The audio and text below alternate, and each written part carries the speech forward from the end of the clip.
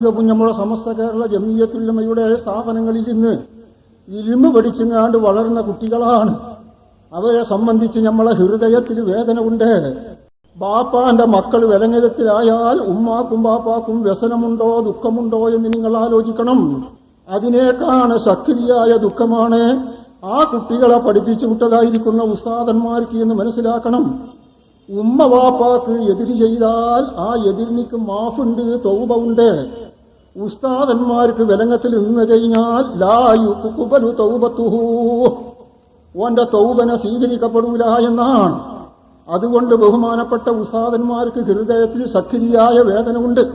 നമ്മളെ സ്ഥാപനത്തിൽ നിന്ന് പഠിച്ചുണ്ടാക്കിയതായ കുട്ടികൾ ഈ നിലക്ക് എന്തോ ചില കാര്യത്തിന്റെ മേൽ പിണങ്ങിപ്പോയിട്ടുണ്ട്. അവർക്ക് ശരിയായ മനസ്ഥിതി കൊടുത്ത് അല്ലാഹു സുബ്ഹാനഹു വ തആല തിരിച്ചു വരാൻ അവർക്ക് ഹിദായത്ത് നൽകട്ടെ, തൗഫീഖ് നൽകട്ടെ.